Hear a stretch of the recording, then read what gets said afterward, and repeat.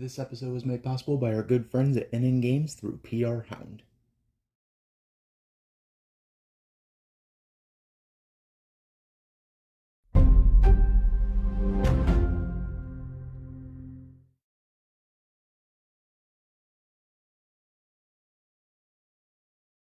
Alright, to be a member of this company's all-exclusive press list, I have to contractually obligate myself to doing a string of Let's Play videos for a game series. Okay, they either produce or distribute, and I have to produce a review video covering a game. I select. Alright, well, let me see what list of games they have on here. Now I see, I could do a video on Clockwork Aquario, but I don't think that could be different enough from the countless other videos covering the game. Maybe not. The Wonder Boy series, perhaps. Yeah, maybe not. It might get too confusing because of the Adventure Island series by Hudson.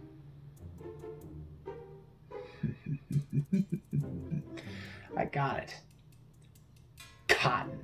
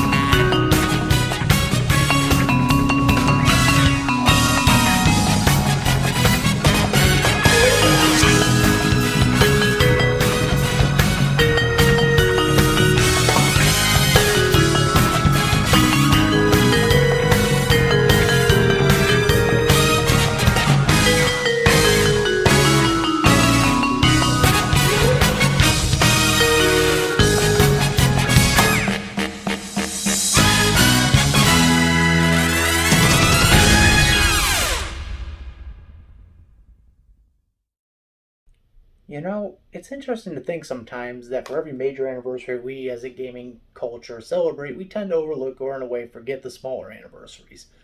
Like for example, next year Famicom Detective Club will be celebrating its 35th anniversary.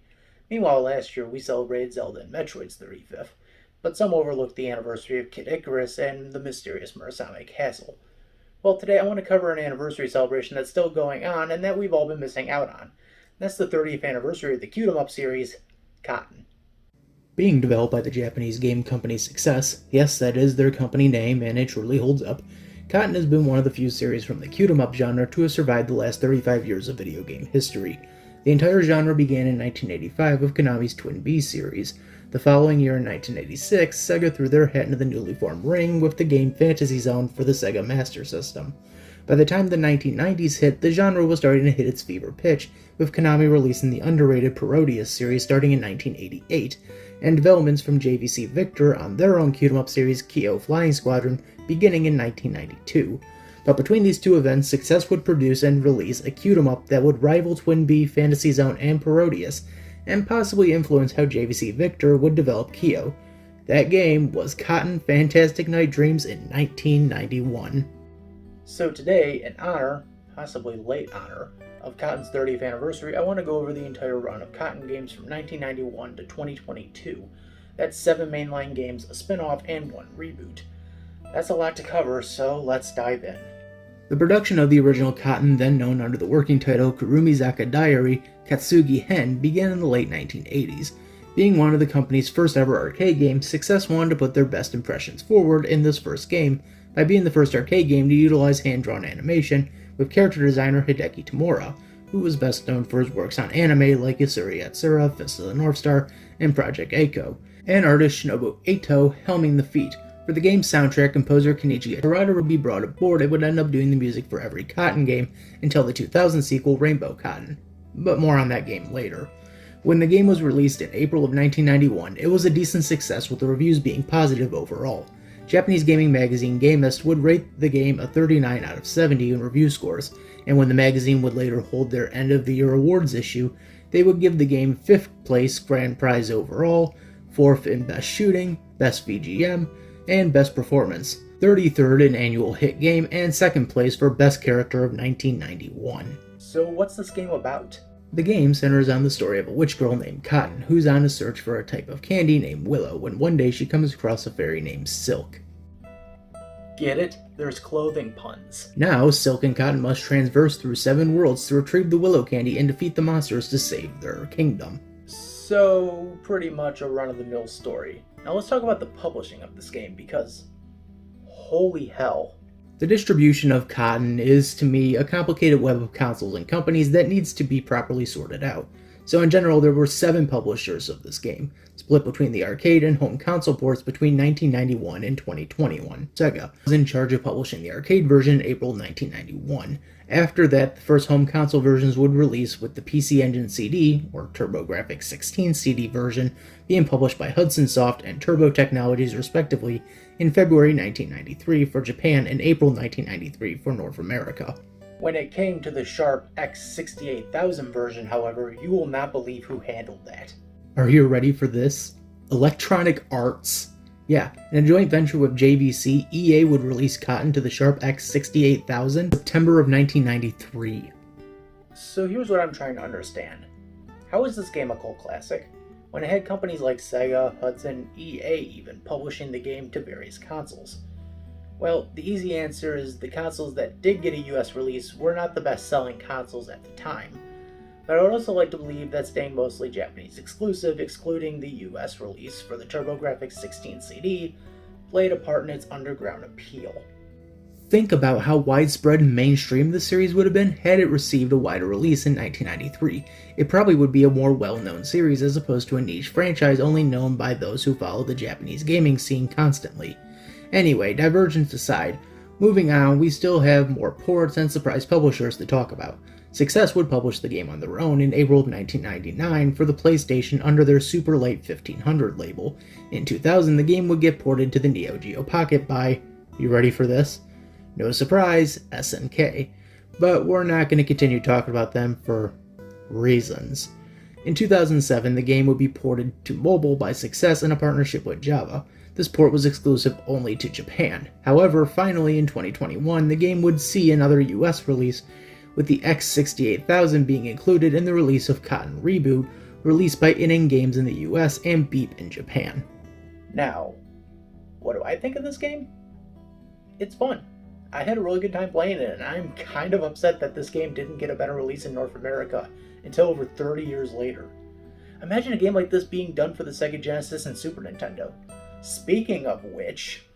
Following the PC Engine CD and Sharp X68000 release of Cotton, Success was approached by 2 major gaming companies to produce a Cotton game for their respective platforms.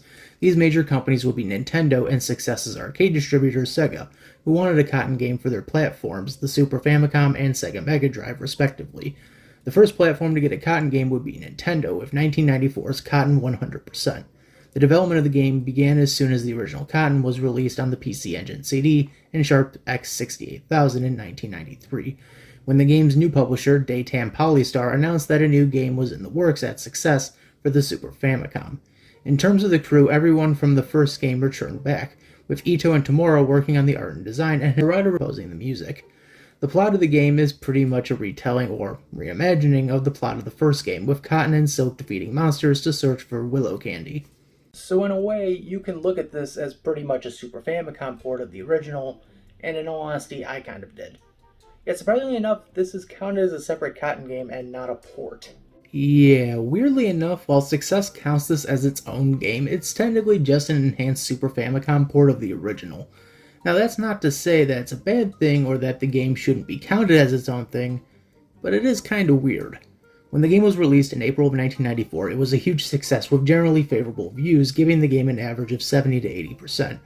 The game would get 2 re-releases in later years, with the PlayStation port coming in 2003 and a modern console port for Nintendo Switch and PS4 in 2021. Many gaming critics and historians have placed this game in the league of important titles like Twin Bee and Kyo Flying Squadron, and surprisingly the next Cotton game was set for release right around the corner. So for me, this game was kind of a mixed bag, and trust me, this won't be the only time I become mixed on a game in this series. But yeah, the game has subtly better graphics, with my downside to this game honestly being the fact that the difficulty was slightly adjusted to be a little harder. Luckily, the next game attempted to fix this issue while delivering a completely different style of gameplay. In the same year of 1994, Success would release another Cotton game for the Sega Mega Drive with Panorama Cotton. Development of Panorama Cotton began at the same time as the development of Super Famicom's Cotton 100%. The idea the crew at Success wanted to implement was a style of Cotton mixed with the classic 80s Sega game Space Harrier. Panorama Cotton utilizes a 2.5D graphic engine to give the game a near 3D scope, with Cotton now flying away from the screen as enemies encounter the screen. Now, many of you are maybe expecting me to say that this plot is going to be pretty much the same to the last two games. Well, actually no. Yeah, in a surprising turn of events, Panorama Cotton actually deviates from the plot of the first game. Odd for what should have been a port of the first game, right?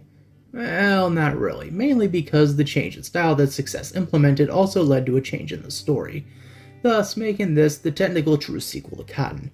The third game in the series has a plot for what should have been a sequel. Speaking of which, I should actually start talking about the plot. Following the events of Cotton, Silk's sister Nick comes to tell her sister that Queen Velvet has started talking nonsense, with her believing that the world is falling into chaos. Believing that she is the only one who can stop the chaos, Queen Velvet rides an animal named Pinky in an attempt to save the world. Thrown off by the events that occurred, Silk and Nick quickly deduce that a burnt piece of willow may be to blame. While attempting to toss it away, Silk runs into Cotton, who ends up eating the burnt willow while ignoring Silk's warnings. Luckily though, Cotton quickly spits out the willow and the two realize that someone is burning down the willows. Now Cotton and Silk must stop the burning from happening and save Queen Velvet before she causes any chaos of her own. Talk about a departure from the original story. For what should have been a simple port, the crew came up with a really good game. From its story to its graphics to its gameplay, this was a really good follow-up. No, seriously, this game is spectacular. Maybe one of my favorites so far in this retrospective. Between the choice the crew made in regards to the graphics and the playstyle, to the fact that this game offers alternate paths for Cotton to take, it's just spectacular. When the game was released in August of 1994, it was a mixed bag. Critics and gamers were seemingly split on how to feel about the game and its new style, with some praising it as the pinnacle of 3D shooting games for the Mega Drive. This was according to Dave Halverson of Gamers Republic, by the way, while others felt a little thrown off by the game's new format and direction. Unfortunately, distribution was worse, as the game's distributor Sunsoft only produced 4,000 copies of the game for the Mega Drive, thus making the game one of the hardest to come by Mega Drive games of all time. It wouldn't be until 2021 when Success would partner with ININ Games to give the game a proper re-release on PlayStation 4 and Nintendo Switch, with strictly limited games producing another limited edition batch of cartridges for the Mega Drive. And with that, we jump out of the 16-bit era of Cotton and into the Sega Saturn 32-bit era. Following the development and releases of Cotton 100% and Panorama Cotton, the crew at Success were starting to look at the original Cotton and realize that the game was starting to show its age.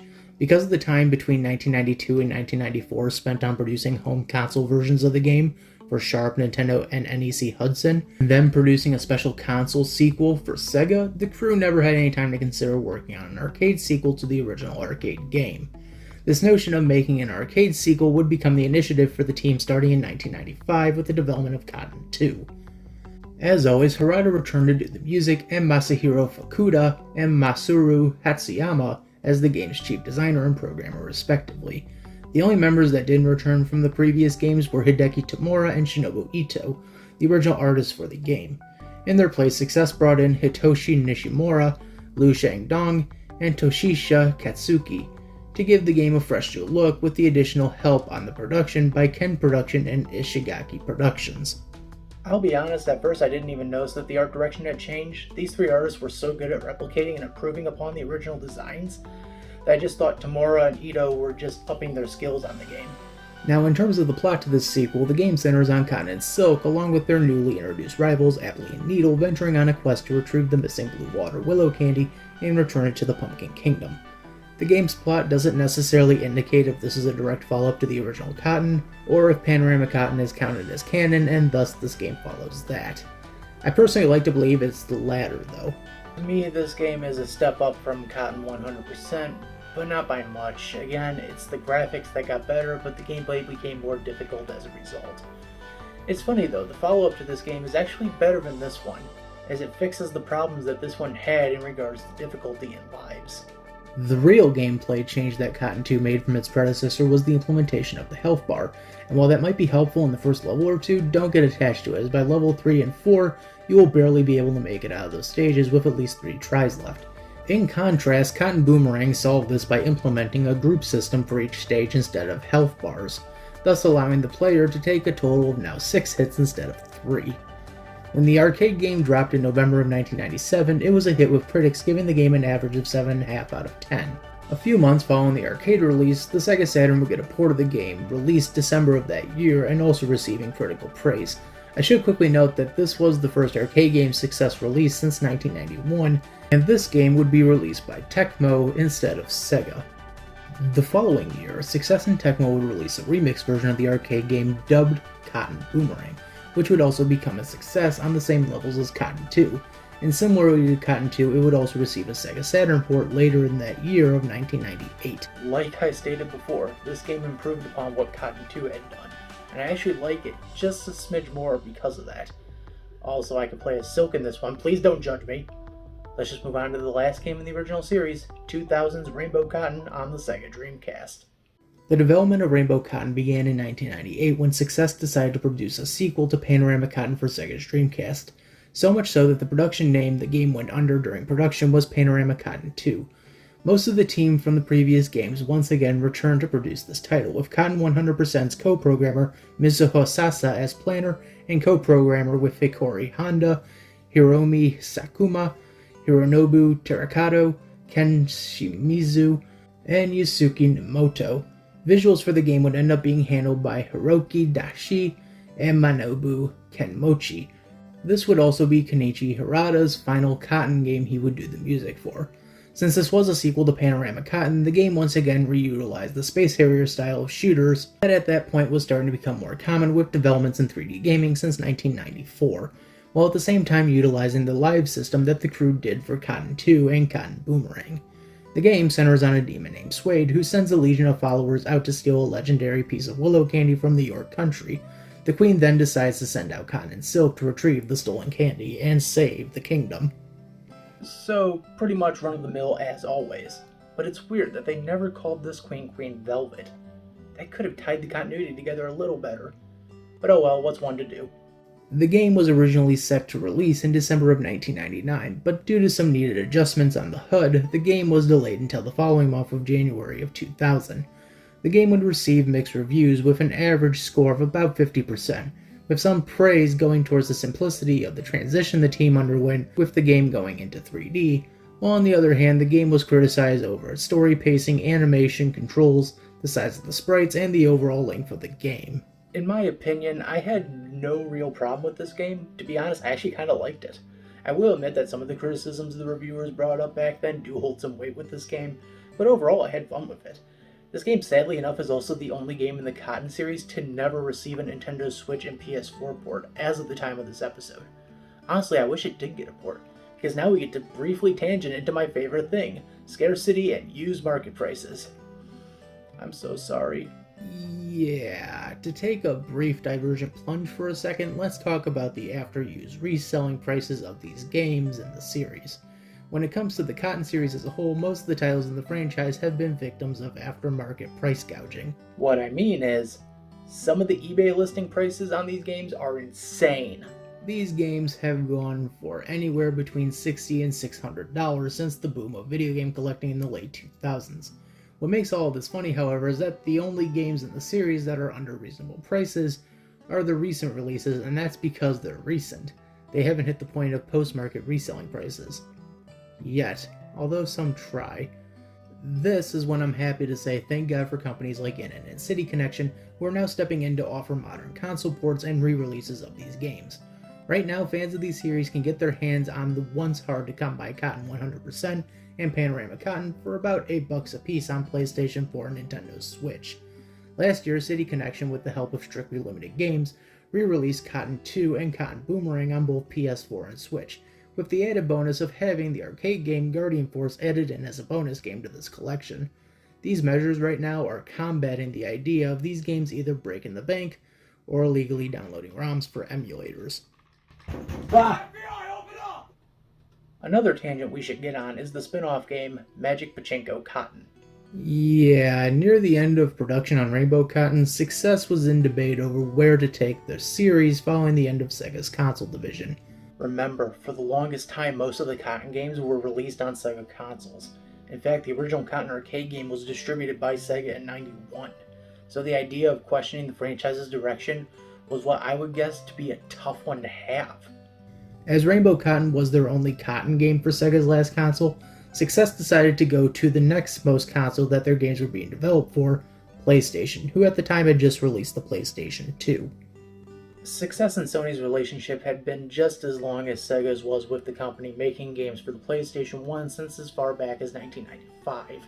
It made sense in their eyes to move the Cotton series to the PlayStation. So, in 2001, the company made it their initiative to introduce, and in some cases reintroduce, PlayStation 2 audience to the Cotton games. Something they've actually been starting since the time the production on Rainbow Cotton was finishing up in 1999, with the release of Cotton on PlayStation. Like I stated minutes ago. The 2001 initiative release, however, was to continue re-releasing the Cotton games on the PlayStation, with the next re-release being Cotton 100% in 2003, as I had previously mentioned already. After that, Success wanted to start producing a Cotton game for the PlayStation 2, and in 2002 would begin work on the spin-off port of the real-life pachinko game, Magical Pachinko Cotton. And that's it. It's just a digital version of a pachinko game, one that's actually been hard to find footage of and is hard to come by on the resale market. This game is truly rare. With that being said, let's move on ahead about 16 years to 2019 for our next mainline Cotton game. During the 15 years between Magical Pachinko Cotton and the next game in our discussion, Success was finding themselves working on tons of games for not only the PlayStation 2, but also the Nintendo Game Boy Advance, DS, and Wii, as well as Microsoft's Xbox and Xbox 360. The idea and development of the Cotton reboot game would begin in 2017, when game developer Beep was being established and was looking for a new game idea to produce and distribute. The company ended up in talks with Success about a possible revival of one of their franchises. The franchise they would choose to reboot would be Cotton. So, in September of 2019, Beep would announce the reboot of the original 1991 arcade game Cotton, slated to be released in 2021. For the production of the game, work would be handled by three companies. Success, who obviously owned the IP and was put in charge of making sure the game lived up to the expectations of the franchise. Beep, who would not only finance the production, but would also distribute the game in Japan. And finally, our newcomer to the story, Rocket Engine Games, who would be in charge of actually producing the game. Being an HD update, this game presented cleaner graphics and a widescreen display, along with new audio and modes of play. Not bad for a remake of the Sharp X68000 version of the game. Oh yeah. Did I forget to mention that Beep really loved classic PC games from the 80s and 90s? Because that was their specialty. Yeah, the reboot produced was that of the original Sharp X68000 version of the game from 1993, not the arcade or the PC Engine or even the PlayStation version. When the game was released in February of 2021, it was a huge success and a welcoming return to this classic series, with critics giving this game glowing reviews that would average out to about 85%. Many claim that this was the return to the classic Cotton series that fans had spent over 15 years waiting for. ININ would later release the game in the US in November of the same year. I'll be honest, I really like this update to the original series. It took what made the original game work and polished it. But if I can be honest, the more I thought about this game, the more it hit me. Cotton, for the 8 games that it spanned since 1991, hasn't really had that many new stories. Now don't get me wrong, that's not a complete criticism, but really think about it. The original Cotton had been made 3 times. The 1991 original, the Super Famicom 100% in 1994, and now Cotton Reboot in 2021. Outside of that, the other stories that Cotton actually told were through the games like Panorama Cotton, Cotton 2, or alternatively Boomerang, Rainbow Cotton, and with our upcoming final title for the episode. That's 5 stories over the course of 8 games. Wow. Well, let's get to the final game for the evening. Following the successful Japanese launch of Cotton Reboot, Success knew that a sequel was going to have to be done, especially when the series was in the middle of celebrating its 30th anniversary. So immediately, Success would announce a brand new Cotton game for modern consoles, Cotton Fantasy, Taking place after the events of Cotton Reboot, Queen Velvet is told that a mysterious figure has stolen all of the willow candy. Velvet calls upon Silk to retrieve Cotton again so that they can go forth and retrieve the stolen willow candy. So, business as usual, it seems. While Rocket Engine was in charge of producing Cotton Reboot, for this title, success looked to another new studio to deliver the goods. And this studio would be Studio Saizensen. Alright, for a quick minute, let's backtrack. Studio Saizensen was a studio that Success had actually worked with during the 90s, with Yumihara Kawase being the series they were responsible for.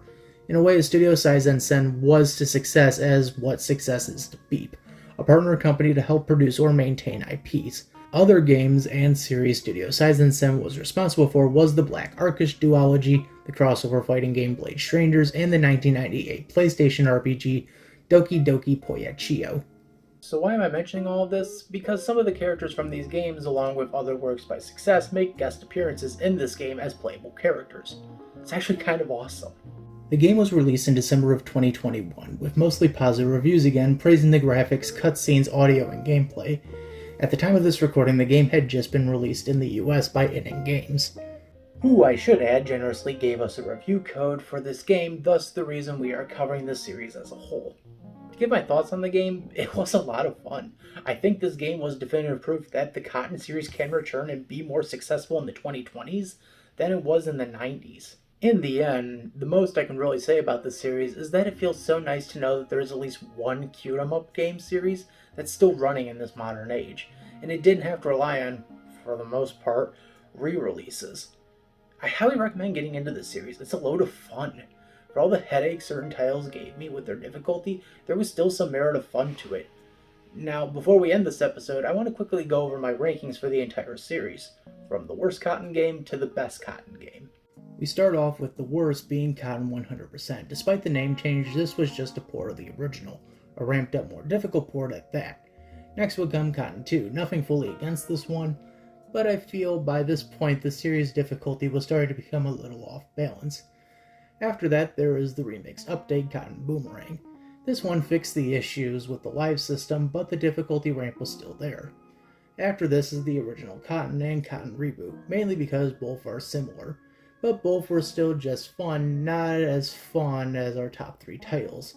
Taking the third best in our selection, I went with Rainbow Cotton. For as difficult as this game was, I felt it was properly balanced, and to top it off, the graphics felt like a nice transition from 2D to 3D. For second best, I'm putting Cotton Fantasy in this position, as it was a fun modernization of the classic series. On top of that, the guest characters you can select are also fun and enjoyable. So, for my top favorite Cotton game, it goes to none other than Panorama Cotton. This game amazed me with the balance and difficulty and the choice of going for a 2.5D aesthetic for the Sega Mega Drive, and for the fact that I just had the most fun with this one. Don't take my word for it. Get these games for yourself and give them a try. Every Cotton game except for Rainbow is available on Switch, PS4, and Windows, courtesy of Success, ININ Games, Beep, and Ratalaika Games. Check them out and see what cute-em-up madness you've been missing. Alright, that's finished. That should please the publishers. You know, talking about anniversaries has got me thinking. I know there's another anniversary coming up this June that I have to talk about. But for the life of me, I can't figure out what it was. Hello and welcome to the top 10 best regular show episodes.